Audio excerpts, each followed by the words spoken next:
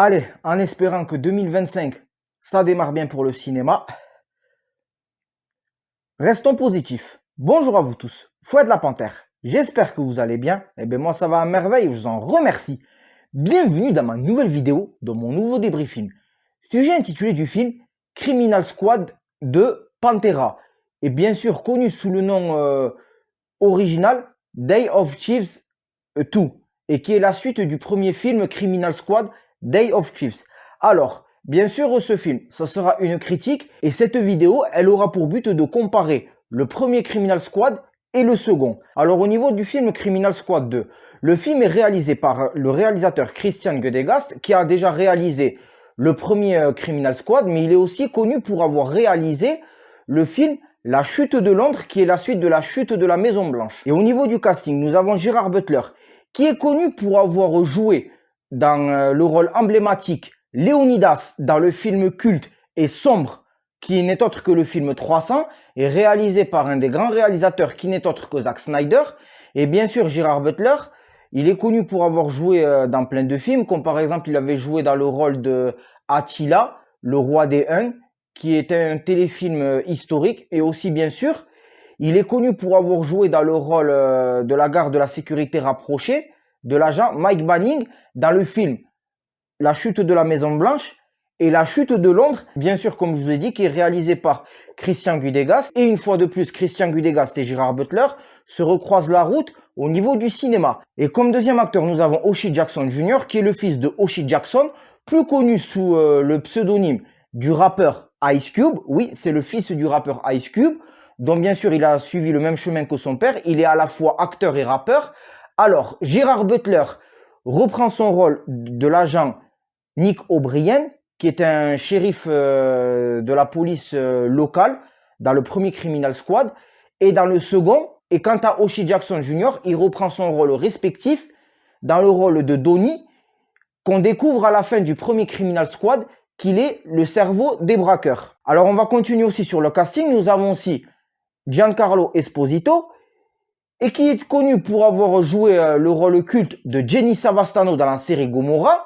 Et comme dernier acteur que je vais vous citer dans le casting, c'est un acteur entre récurrent et secondaire qui n'est autre que Fortunato Serlino et qui a joué dans le rôle aussi culte de Don Pietro Savastano dans la série Gomorrah.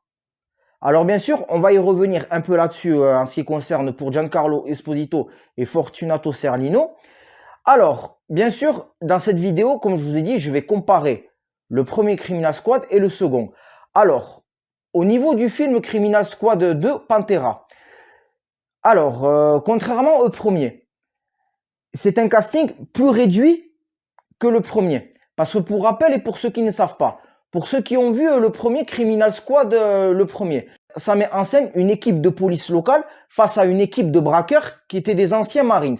Et bien sûr, dans le premier Criminal Squad, nous avons eu aussi Curtis Jackson, plus connu sous le pseudonyme 50 Cent, qui n'est autre que le rappeur 50 Cent. Et on voit que dans le premier Criminal Squad, le but est de braquer la Banque fédérale des États-Unis. Et au final, on découvre qu'à la fin de Criminal Squad, c'était Donnie, le cerveau des braqueurs, et il s'est servi de ce réseau de braqueurs, de ce groupe de braqueurs, pour parvenir à ses fins, car il avait une équipe officieusement. Et dans le second, contrairement au premier, c'est plutôt un casting réduit, car le personnage Donnie, il continue sa carrière de braqueur, à être le cerveau des braqueurs, mais par contre, cela ne se passe plus aux États-Unis. Comme vous avez pu voir à la fin du film, il part avec sa vraie équipe à Londres, se faire passer pour un barman, en face d'une maison de diamants.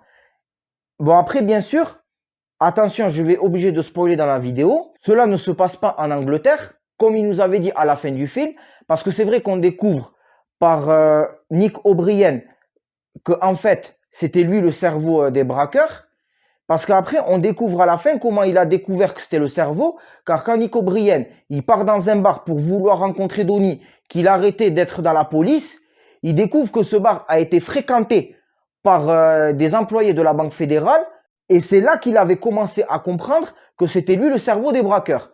Alors, comme je vous ai dit, dans le second Criminal Squad de Pantera, il fait un pacte avec une mafia des Balkans qui s'appelle la Pantera. Et c'est pour ça que c'est évoqué dans le titre du film. Et le but de Donnie, c'est de s'infiltrer avant de pouvoir braquer comme il a fait dans le premier. Sur ça, il n'y a rien à dire là-dessus. Et après, on découvre pourquoi Nick O'Brien veut participer avec Donnie et la mafia des Balkans pour le braquage. Alors bien sûr, au niveau de ce film, il y a des points positifs tout comme des points négatifs. Alors on va commencer par les points négatifs. Alors au niveau de ce film, il n'a pas trop de lien avec le premier. Raison pour lesquelles. Alors comme je vous ai dit, il part en Angleterre avec sa vraie équipe pour braquer la maison des diamants à Londres, mais sa vraie équipe n'est pas présente dans le film. On ne sait pas qu'est-ce qui s'est passé entre-temps. Certes qu'il raconte que la Banque fédérale des États-Unis a été braquée, mais on ne sait pas qu'est-ce qui s'est passé entre-temps. On ne nous a pas tout dit dans ce film. Et après, sinon, c'est un casting réduit. Et ensuite, il y a moins de scènes d'action que le premier.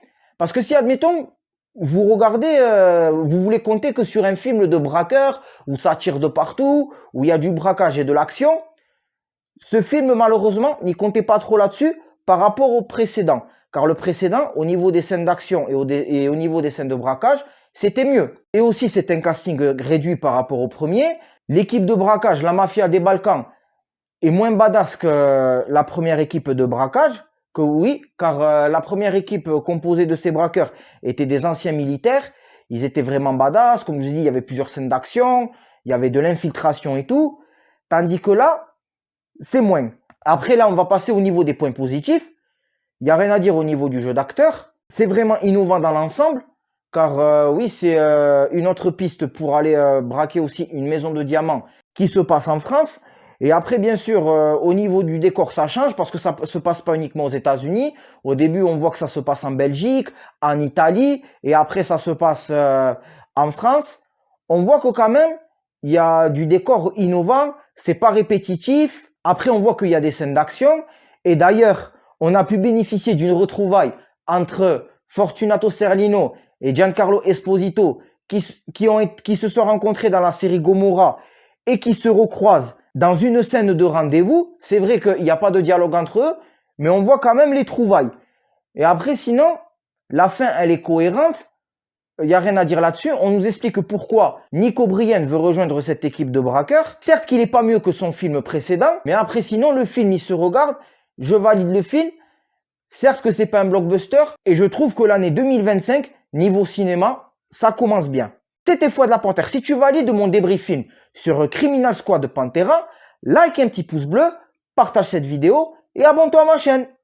Salut!